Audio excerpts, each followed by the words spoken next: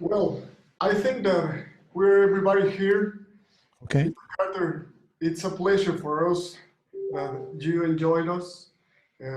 My name is Pavel Loaria. I am the director of the first big band for children and youth in Mexico. And well, we want to talk with you. And I don't know if you want to read the questions and answer it, or you prefer that we read the questions and you answer it. Well, are the questions that you're going to read the same as I have right here? Yeah, it's the same. Okay, let them read them so I can hear their voice. Great. But you got to say their names. Okay.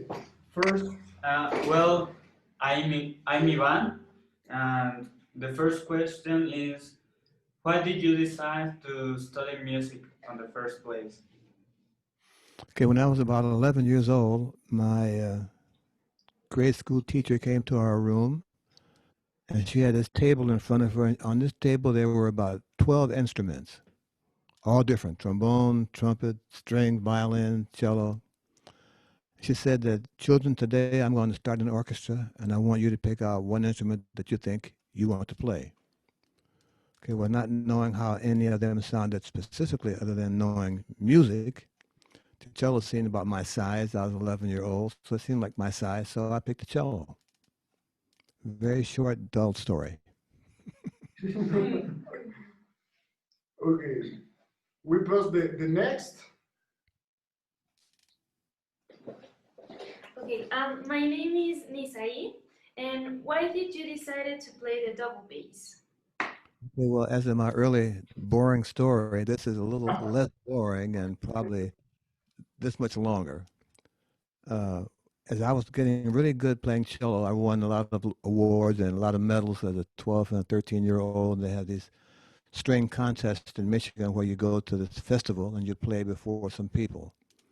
These people are judges and they decide who plays good and who plays not so good, and the ones who are deemed the best get these medals. Well, I had quite a few of those. So I'm going to high school. I'm now 16 years old in high school, 17. And I'm really playing good right now. I mean, I'm really smoking. I got a new cello. I got some good new. I've had 3 new teachers who thought that I needed them to help me get better because the one before wasn't doing that. Okay, so I'm in high school now. I'm in my 3rd year of high school. I realized that the school does these appointments. By that I mean they get invited to do these various PTA meetings and kind of early conventions about parent and teachers meeting kind of stuff, and they always ask for some school to provide music. Well, my school, Tech, was always decided as the best music school in Detroit, and they always got the announcement that they were going to play this convention. Well, they had them a lot of while I was there, and I decided that wait a minute, wait, ladies and gentlemen, I'll play as good as these other cello players. How come I'm not getting the call? Is it because they're white and I'm not? Or maybe it's because I'm black and they're not. It's okay. I look around and there's a bass player who's graduating in January of 1955. He's graduating. So my logic tells me that if there's only one bass player, and if I'm it, and the orchestra needs a bass player, then I must get that call. And I've been getting calls as a bass player ever since.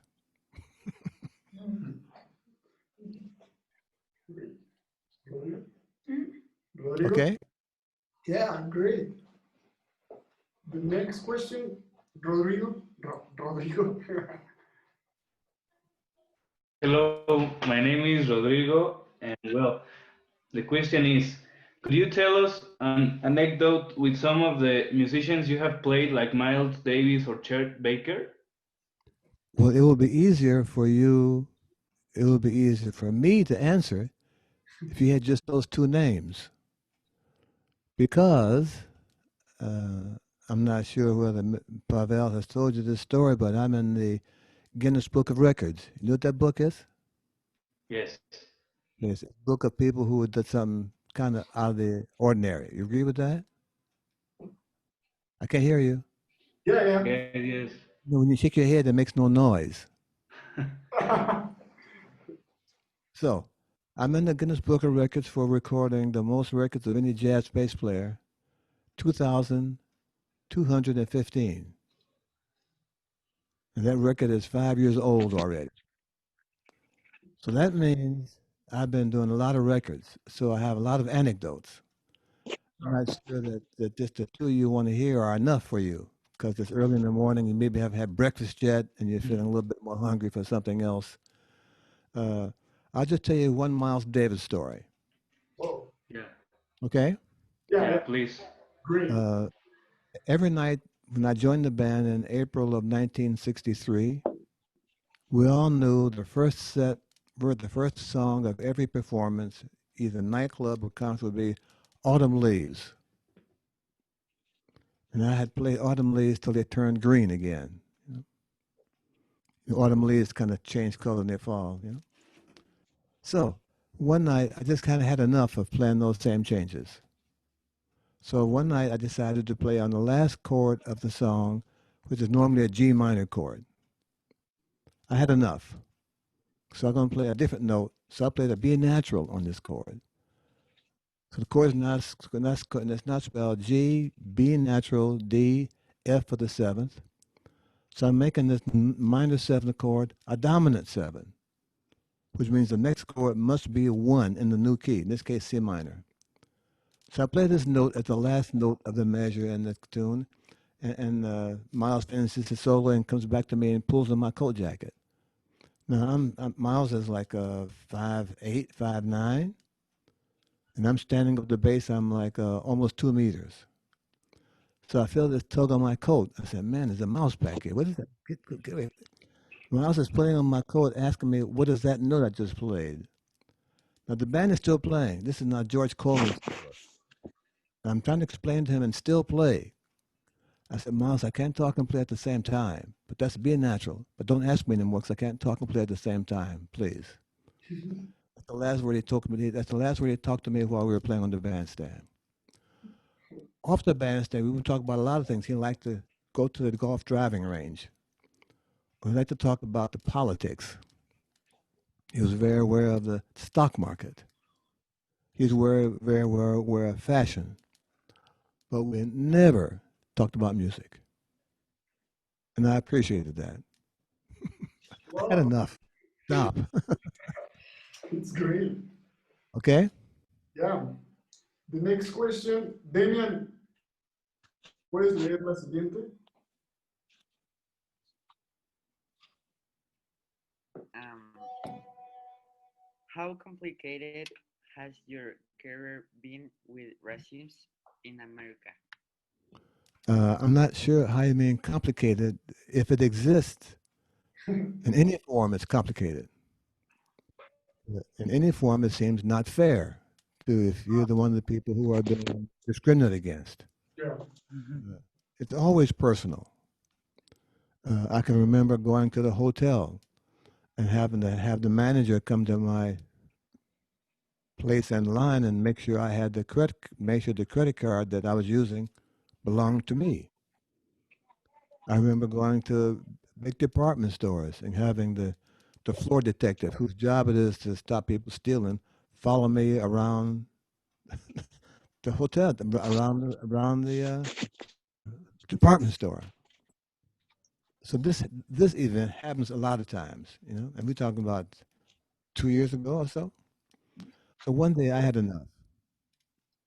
So I wait till I get the guy's attention, and I point to him over here to me, and say, "Can you step here to wait for a minute?" He said, "Yes." I said, "Now, I know you're the department store detective because you've been following me for the past 25 minutes. In the meantime, while you're following me, that white lady just stole 2 sweaters, a pair of socks, and a shaver. Now I think either got to get some better glasses or another job because you're not doing very good at this job."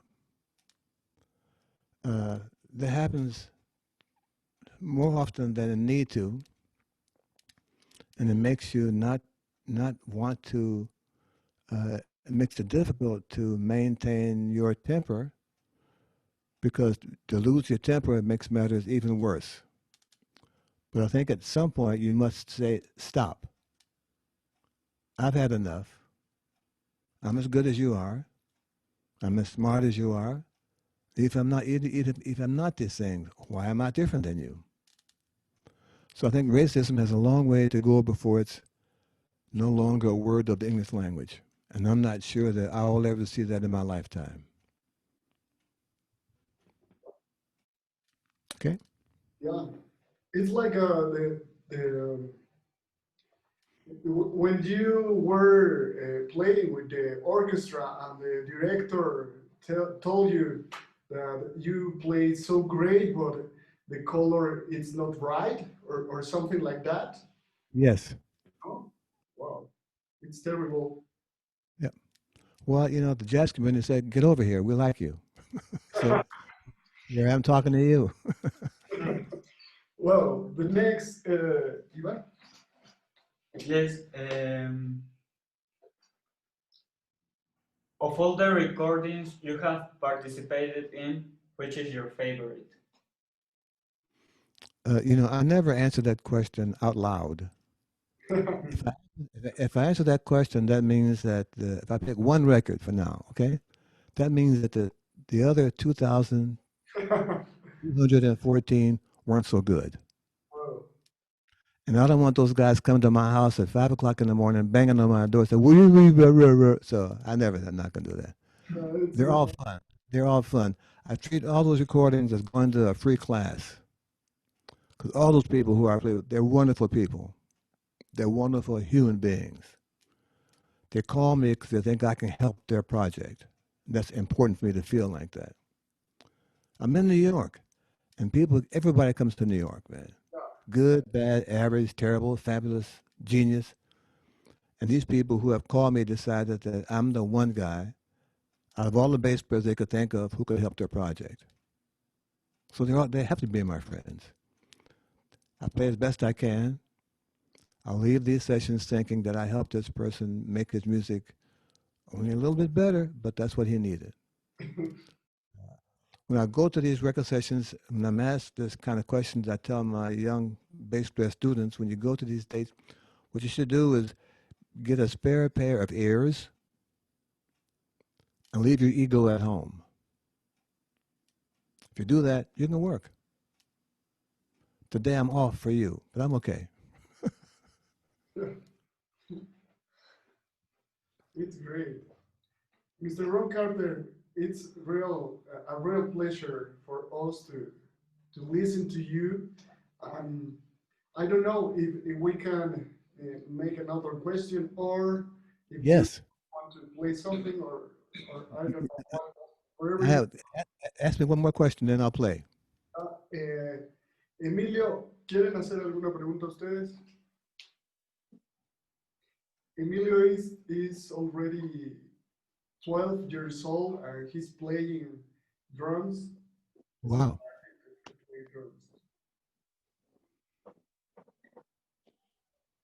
Emilio,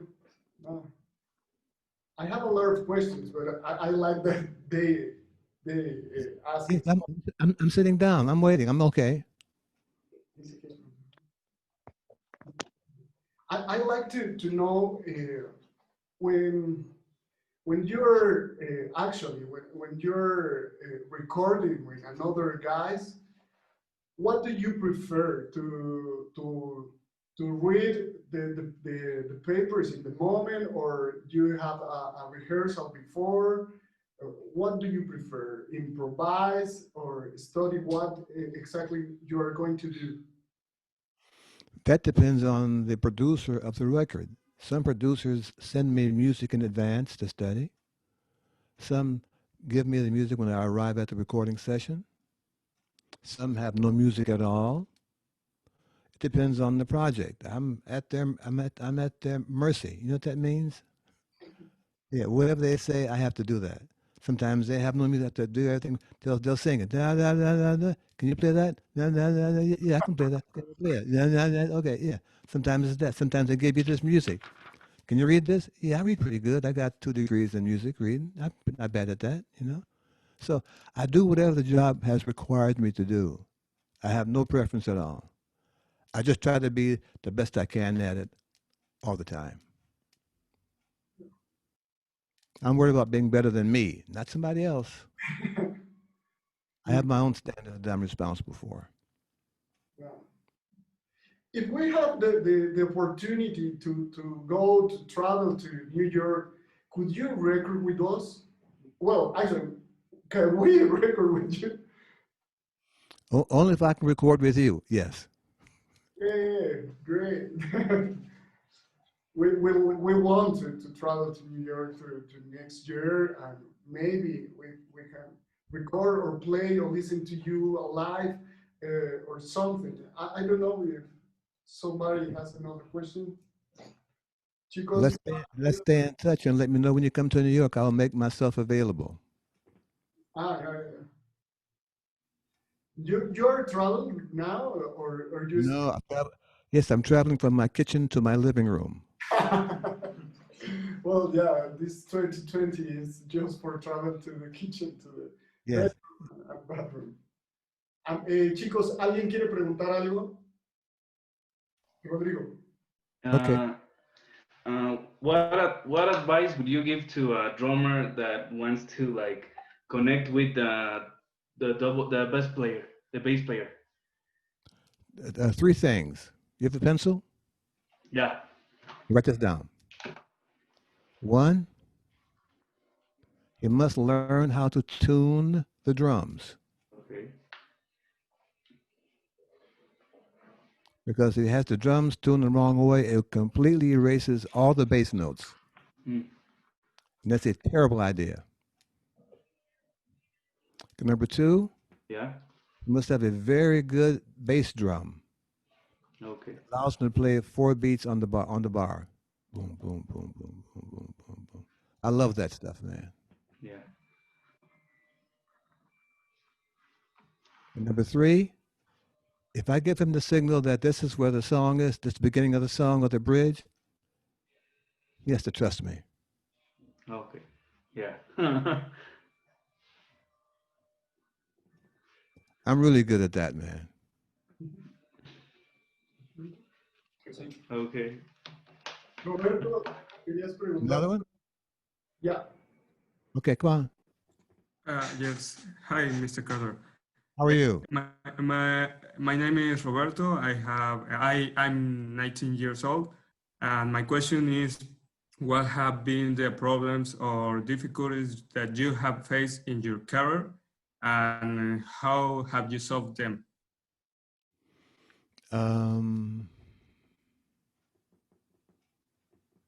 Let's see. One of the problems I have faced in my career is being able to make my jobs and take my own base.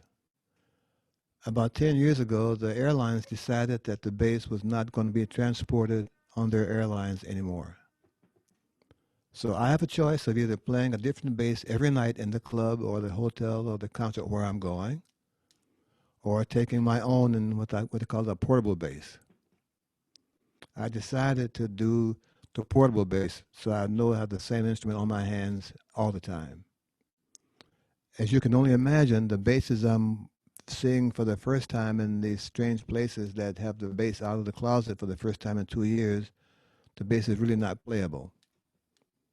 But no one wants to hear that. They don't want to know that the bass is difficult, that it's old, that it's terrible. They don't want to know that. All they want to know is, can you do what we're paying you to do? That's kind of cold-blooded, but that's what that is. The next difficult thing is just the travel itself of being in a different hotel every night and getting up early for the travel, 5 o'clock in the morning for a 7 o'clock train. You know, one of the only things I've really enjoyed during this pandemic where we can't travel is that every night I know where the refrigerator is. And every morning I know where the breakfast is being served. When you travel, you have none of those certainties. It's always a guess as to where's the bathroom light at 2 o'clock in the morning, you know, and where's the elevator, You know, what time is the bus leaving again? Is this guy still asleep? Wake that guy up. I mean, these things, I don't miss that. You know? One of the most fun things about traveling is being separated for an hour and then meeting at the hotel or meeting at the concert hall to play a good concert. I love that feeling. And I would do anything to have that every night. Uh, the most the most uncomfortable thing is waiting in a hotel to get a ride to the airport, and the ride does not show up. And I'm in a country where I don't speak the language to call for the promoter to help me out, and the flight is leaving in 2 hours. So my choice then was to hire a cab and put the bass in I have a bass trunk, a big white bass trunk. Put the bass trunk on top of the cab, strap it in, and ride 25 minutes to the airport very slowly to get the flight. Having said that, I like what I do, and I'm not too bad at it. Okay? Great. There's a Rodrigo? question from Hernan. He's a trombonist, but he doesn't speak English. So Ivan going to Sure. Well, the question is, how did you combine your studies of classical music and jazz? Well, once I joined the jazz community full time, and once I understood that the classical music was not interested in hiring a person of color, I stopped practicing classical music. I started making jazz gigs. I started teaching jazz bass. I started understanding the new jazz language that I was hearing for the first time all the time. I became very upset when I would see an orchestra on TV and the orchestra had no minorities. And I would say to myself, the orchestras have not improved. They have not gotten better. So perhaps this is the creator's way of saying, I don't belong there. So I don't study them anymore. I listen to them, and if I got a chance to play a concert, as I have done in the past few years, I would take it because I love the library. I love the camaraderie. But I'm okay with not doing it right now. It's a complicated answer. I hope you understand it. yeah, we're going to explain him. Thank you. And the last question is from Joshua. He's the double bass in this big band, and he's very, very fan of you. Joshua, if you want to try, or, perdón, ¿quieres intentar o quieres que nosotros lo... Abre tu micrófono. Pues si quieren intento. Hi, I'm Joshua, and Hello. my question is, what is your vision when recording? I didn't understand. Say again. What is your vision when recording? What is my ambition when I play the bass in recording? Yeah. To play as best I can, to make the musicians miss me when I am not there, and to feel I've had a story that someone understands at the studio. My job is to make them sound better. I hope I do that every time I leave the studio. And I hope they like my shoes.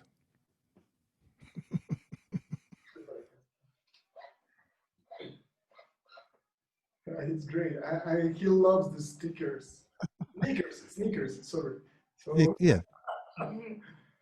Mr. Broadcaster, it was so great. And I don't know if it's possible to see you on your cam and play something. Would you like it? Okay. I'll play 5 minutes, but don't go to sleep. Okay, it's great. We want to sleep. Okay, don't go away. No. Could you turn on your camera? Can we watch to you? See you? Yay! Hey, great. All right. Yes.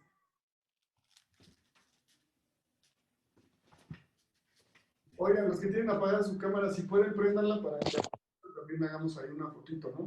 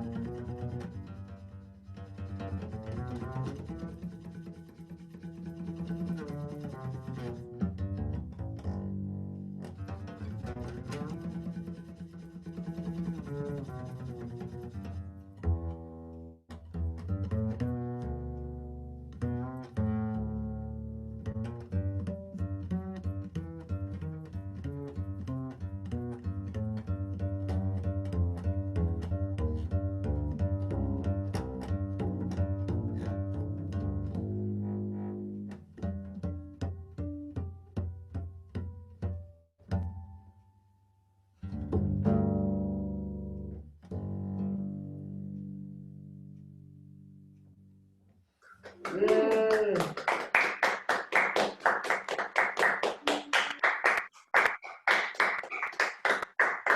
Y no soy yo. Tienes los audífonos. Es cierto.